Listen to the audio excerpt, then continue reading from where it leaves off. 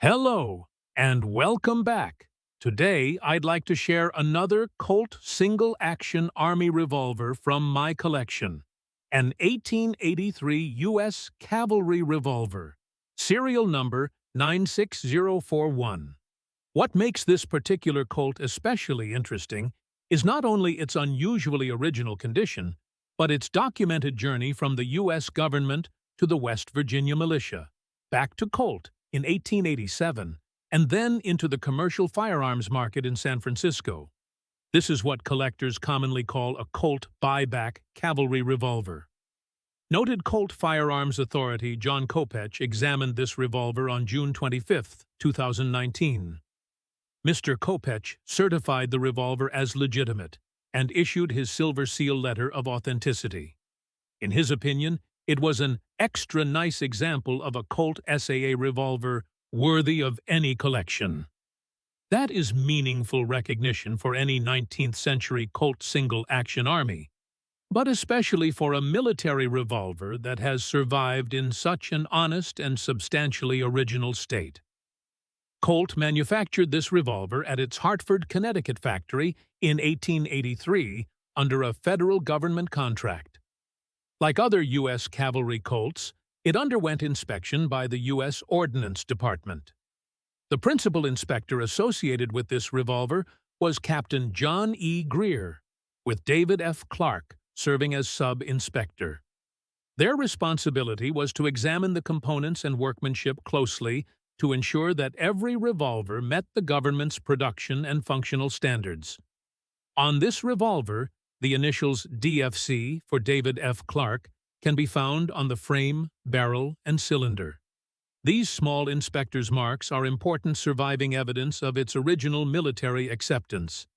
Colt delivered serial number 96041 to the U.S. government on August 10, 1883. Just 15 days later, on August 25th, the Ordnance Department shipped it to West Virginia for the use of that state's militia. According to Keith Cochran's Colt Peacemaker Collector Handbook and Guide, only 44 cavalry revolvers were supplied to West Virginia by the federal government between 1875 and 1889. That makes this revolver a comparatively scarce example of a Colt single-action army associated with the West Virginia Militia. The available history suggests that this revolver saw little actual use while in West Virginia. It may have spent much of its military service stored in an armory, rather than carried in the field. That would help explain why it remained in such fine condition. By the end of 1887, however, West Virginia officials had declared the revolver surplus and arranged to sell it back to Colt. The transaction was completed on December 28, 1887, just over 4 years after Colt had originally delivered it to the U.S. government.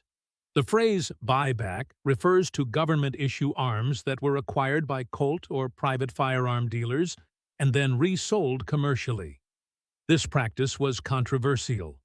In 1887, Congress amended the militia law after the Commonwealth of Virginia sold 2,307 recently issued Colt Cavalry Revolvers on the commercial market. Under the amended law, states were required to return surplus arms and equipment to the U.S. government. The West Virginia transaction involving this revolver appears to have conflicted with that requirement.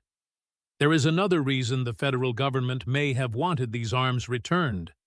The Indian Wars were still underway in 1887. A serviceable Colt Cavalry Revolver might have been reissued to an Army regiment or transferred to another state militia. Instead, serial number 96041 went back to Colt and entered the commercial trade. We do not know what Colt paid West Virginia for this revolver. When the gun was originally manufactured in 1883, the U.S. government paid Colt $12.50 for it. By 1887, a new civilian model Colt single-action Army revolver cost about $20. That $20 price represented roughly 2/3 of the average person's monthly earnings at the time. For Colt and other firearms merchants, buyback revolvers could be highly profitable. They could acquire military handguns in nearly new condition for a favorable price, then resell them to the civilian market at a substantial margin. Many buyback revolvers were altered before resale. Colt and other dealers often nickel-plated these former government revolvers to make them more attractive to commercial buyers. In some cases, the U.S. acceptance marking on the frame was removed so that the gun would appear less obviously connected to government property. Fortunately, neither of those things happened to this example. Serial number 96041 retains its original military character, including its government markings. Colt did add a 45 CAL stamp to the side of the trigger guard, a normal practice for revolvers being sold on the commercial market. On December 28, 1887, the same day Colt completed the buyback, serial number 96041 was shipped to Little & Kading at 538 Washington Street in San Francisco, California. Little & Kading operated the Sportsman's Emporium, which at that time was the largest retail firearms outlet in San Francisco. This revolver, therefore, made a rapid transition from a government-issued cavalry arm to a commercial firearm available to buyers on the West Coast.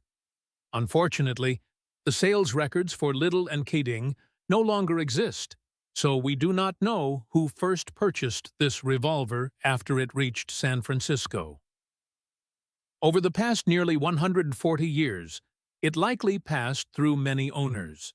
Yet, remarkably, those owners made very few changes to it.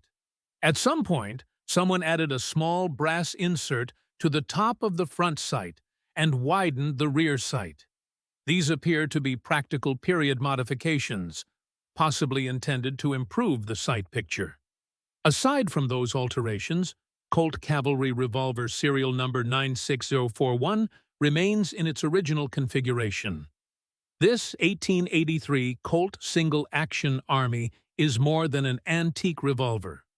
It is a documented survivor of the U.S. military's late 19th century cavalry arms system, the West Virginia Militia, and the unusual commercial history of Colt buyback guns. From Colt's Hartford factory, to federal acceptance, to West Virginia, back to Colt, and finally to a major San Francisco sporting goods dealer, it has a story that can still be traced in remarkable detail. Thank you for watching.